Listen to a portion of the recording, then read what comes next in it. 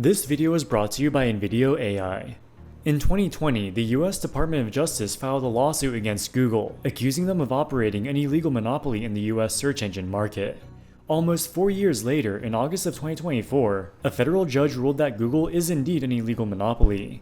This is the largest antitrust ruling we've seen in the US for more than 20 years. Now, the search engine market has been upended, and there are hundreds of billions of dollars at stake. In this video, we'll look at how Google allegedly became one of the biggest monopolies in the history of the world, how the search industry could change following this ruling, and most importantly, what does this mean for the average consumer who uses Google search every day. Before we get into that, I just want to say, as someone who's been making YouTube videos for the past 4 years, there's a lot that goes on behind the scenes to make a video like this one. There are many hours of research, script writing, recording, and editing. For someone who just wants to get started as a content creator, it can be intimidating to try to learn all of these skills. That's where today's video sponsor, NVIDIA AI, comes in. They can take any idea and help you create a publish-ready video with just text-based prompts. For example, we can use NVIDIA to make a YouTube video about the Google monopoly ruling. From there, it will create an engaging script, pick high-quality relevant stock footage, create a human-sounding voice, and within minutes you can see the first draft of your video. Hey there! Today we're diving into a hot topic in the business and tech world. Is Google too powerful? Then you can ask it to make changes with text prompts. Here I told it to translate to French. Salut tout le monde! Aujourd'hui, on s'attaque à un sujet brûlant dans le monde des affaires et de la technologie. The coolest part is that you can upload a 30-second clip of your voice, giving NVIDIA AI permission to clone it, and then your voice can be used in all of your future projects. You can try NVIDIA AI for free, but if you'd like to clone your voice and create videos without a watermark, I'd highly recommend choosing the paid plan, which starts at just $20 per month. This will save you hundreds of dollars you'd otherwise have to spend on editing tools and stock footage subscriptions, since they have it automatically included. Just go to the link in the description and use my code to get twice the number of video generation credits in your first month. And now back to the video. There's no dispute that Google has a dominant market position. Back in 2009, Google had 80% market share of the US search market. By 2020, this had increased to 90% and almost 95% on mobile devices. The number 2 competitor is Bing with 6% market share. Yahoo and DuckDuckGo each have 2% market share.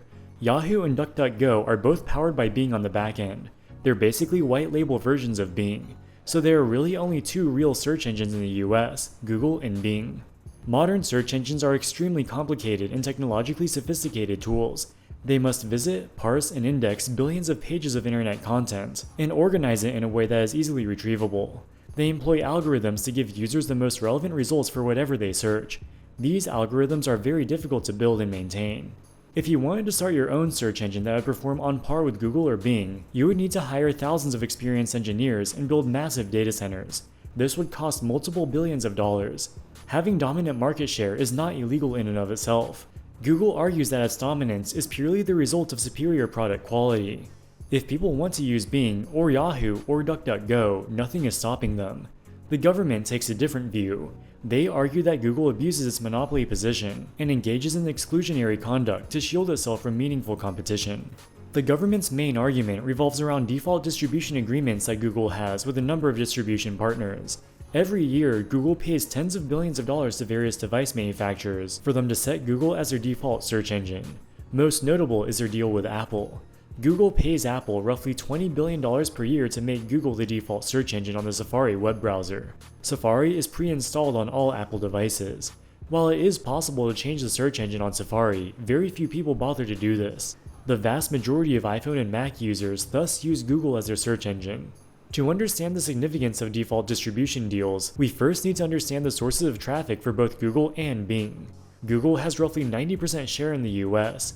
Google has default distribution agreements with Apple, all Android smartphone manufacturers, and Mozilla Firefox. These default distribution deals provide Google with 50% of all search traffic in the US.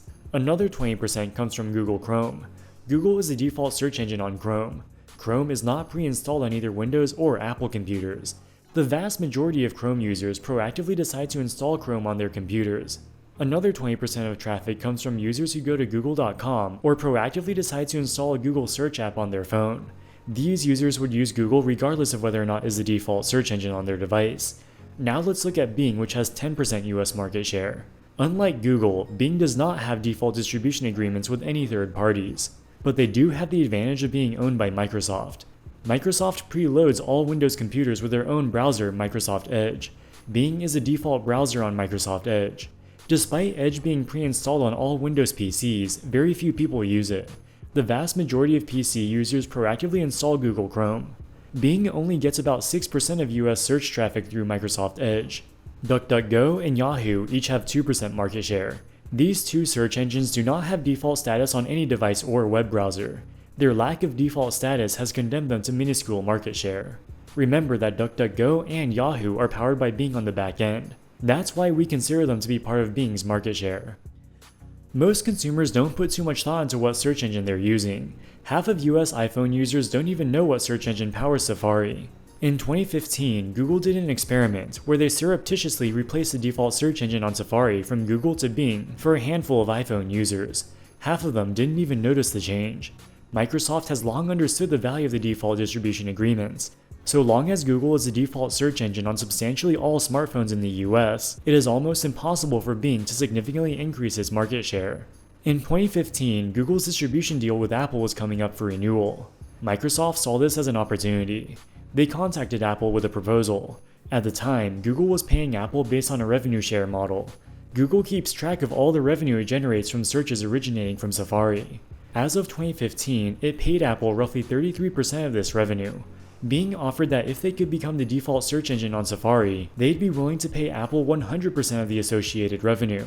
Under this agreement, Bing would make a loss, but Bing was willing to offer this as it would get more consumers used to Bing and break Google's monopoly. The 100% revenue share would only last for a few years. Eventually, Bing presumably expected they'd be able to negotiate the revenue share downwards. Apple rejected Bing's proposal. They calculated that 33% of Google's revenue would be more than 100% of Bing's revenue.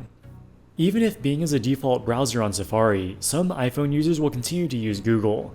Remember that in the experiment we referenced earlier, 50% of iPhone users realized when the default search engine was surreptitiously switched to Bing. iPhone users are more used to using Google, and many of them perceive Google to be higher quality than Bing. Many of them would likely download the Google app instead of using Safari. More importantly, Google's advertising technology is far superior to Bing's. This allows Google to generate more revenue per search. Around this time, Google was also worried that Bing might try to outbid them. So they did their own analysis and concluded that due to Bing's inferior monetization, Bing would need to offer Apple a 122% revenue share to match Google's 33% revenue share. A 122% revenue share is obviously not feasible. Apple was also concerned that Bing's inferior search quality could provide a worse user experience than Google. One Apple executive explained, quote, "I don't believe there's a price in the world that Microsoft could offer us. They offered to give us Bing for free. They could give us the whole company," unquote. Apple renewed their deal with Google, and it remains in effect to this day. Google also has default distribution on all Android phones. It's almost impossible for any Android smartphone to not have Google as its default search engine. The Android operating system is open source and free, but if you want your phone to have Google's proprietary apps, you must also agree to have the Google search widget on the home screen. More importantly, if you don't have the Google search widget, you're not allowed to have the Google Play Store. An Android phone becomes almost unusable without the Google Play Store. Even Microsoft had no choice but to capitulate and place the Google search widget on the home screen on their Duo smartphones, which run on Android. While Android phones are effectively required to pre-install the Google search widget on the home screen, there's nothing stopping them from also pre-installing Bing or any other search engine. Google had entered into revenue share agreements with many large smartphone makers, including Motorola, LG, and HMD. In exchange, they agreed to not pre-install any other search engine. The government alleges that these default distribution agreements shield Google from meaningful competition. If even Microsoft can't outbid Google, no startup would be able to either. By paying billions of dollars to device manufacturers, Google has effectively frozen the market with itself at the top. It's undoubtedly true that default distribution agreements contribute greatly to Google's dominant market share, but this doesn't tell the whole story. 2/3 of PCs sold in the US use the Windows operating system. Google does not have default distribution on Windows. In fact, all Windows PCs come with the Microsoft Edge browser pre-installed. Despite this, less than 10% of Windows users use Microsoft Edge. More than 80% make the proactive decision to install Google Chrome.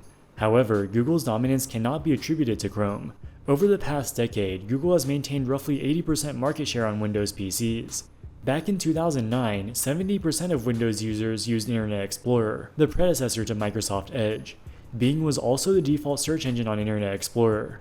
The vast majority of Internet Explorer users either switched the default search engine to Google or navigated to google.com to search. This is a bit problematic for the government's argument.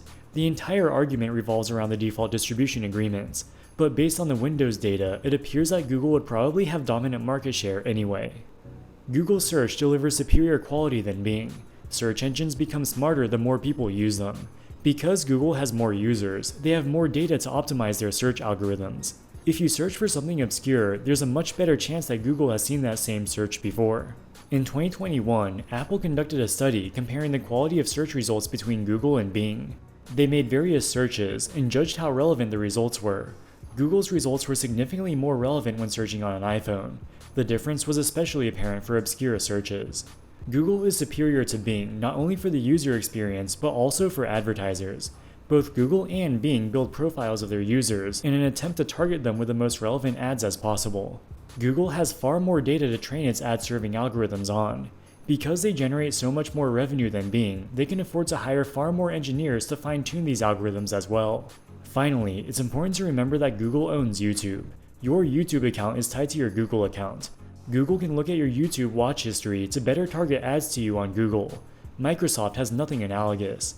Because of Google's superiority in ad targeting, users are much more likely to click on an ad that Google shows them versus an ad that Bing shows them. More ad clicks means more revenue. That's why Google will always be able to outbid Bing. The government argued that Google's default distribution agreements are exclusionary as they prevent competitors from gaining distribution, thereby shielding Google from meaningful competition. Google argues that the default distribution agreements are not exclusionary. Any competitor is free to bid for the default distribution contracts. Historically, Google has won these contracts because they have the best quality search engine and the best monetization. The judge ruled that the default distribution contracts are not truly competitive. The current market structure makes it impossible for any competing search engine from amassing the resources and expertise required to effectively compete with Google. One of the reasons why Bing's monetization is so much worse than Google's is because of Bing's relatively small scale. They have a lot less data to train their algorithms and advertising platform.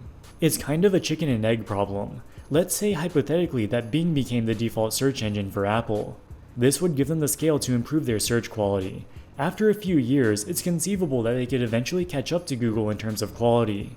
But this is a moot point, as their inferior quality and monetization now prevents them from becoming the default search engine in the first place. The search market is paralyzed, with Google always at the top. The entire purpose of anti-monopoly laws is to prevent harm to the consumer, but no consumer pays any money for Google search. So is the consumer really harmed? Consumers are harmed by Google's monopoly, it's just not obvious. Every year, advertisers pay Google over $100 billion for search advertising. Advertisers have a lot of different options of where they can advertise. They can advertise on television, radio, social media, or even billboards. But for certain types of products and services, search advertising is far more effective than anything else. Let's suppose you own an automobile repair shop. Your target customers are people who need repairs on their car. Most people only need the services of a mechanic infrequently. It's unlikely that they would know of any particular repair shops in the area, so they'll look on Google to find auto repair shops nearby. Paying for Google search ads is really the only way to reach this customer in this situation. Due to the unique value proposition of search advertising, many businesses have no choice but to pay Google.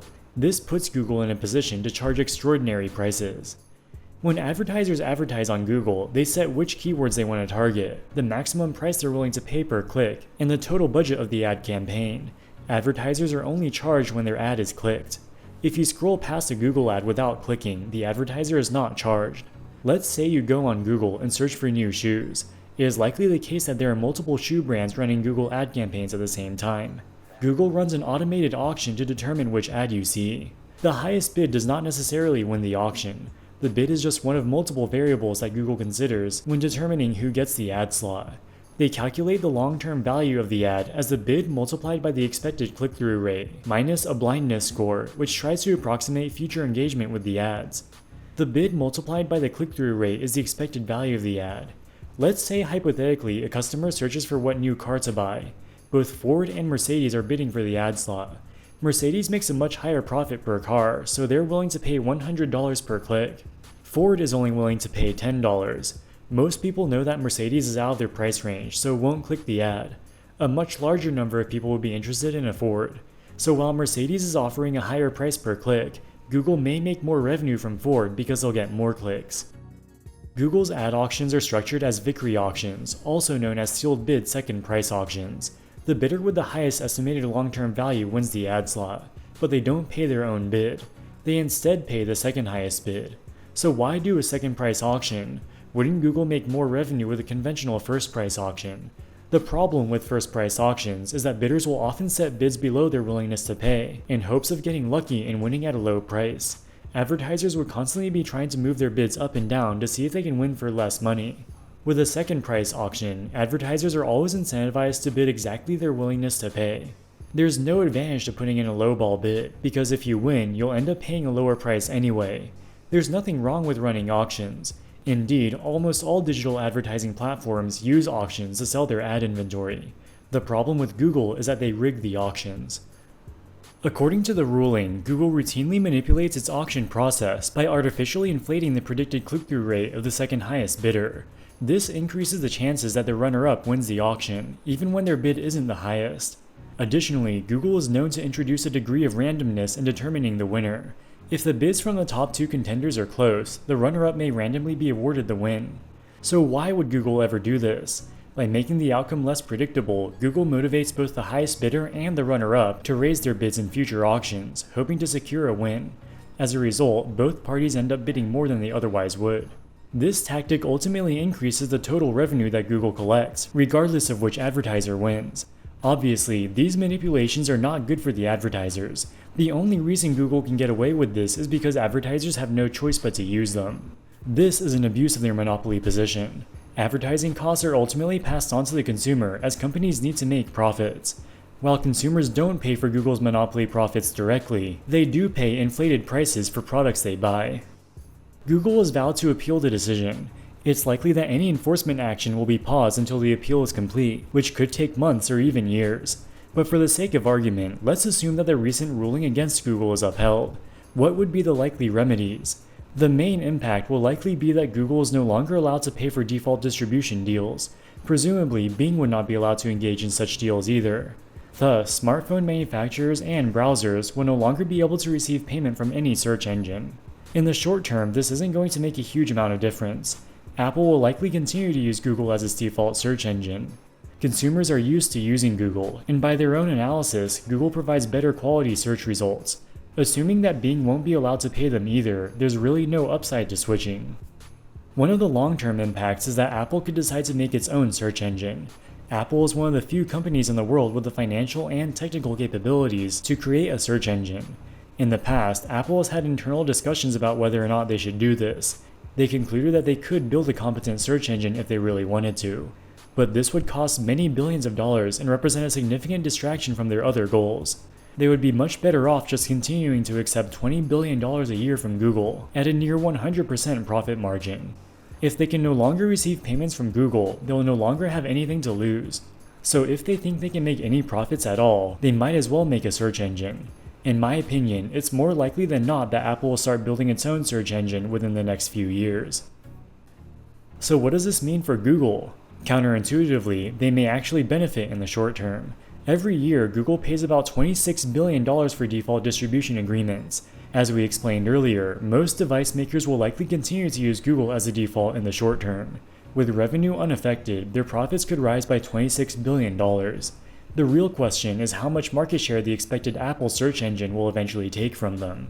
While this is difficult to predict, there are some reasons to be optimistic for Google. Remember that 80% of Windows users use Google, despite the fact that Bing is a default search engine. As we explained earlier, this is due to the perceived superiority of Google's user experience. Conceivably, we could see something similar with Apple. Consumers will always have the option of downloading the Google app instead of using Safari. While Google technically lost the monopoly case, they may still get the last laugh. Alright guys, that wraps it up for this video. What do you think about Google? If Apple makes a new search engine, would you use it? Let us know in the comments section below. As always, thank you so much for watching and we'll see you in the next one. Wall Street Millennial, signing out.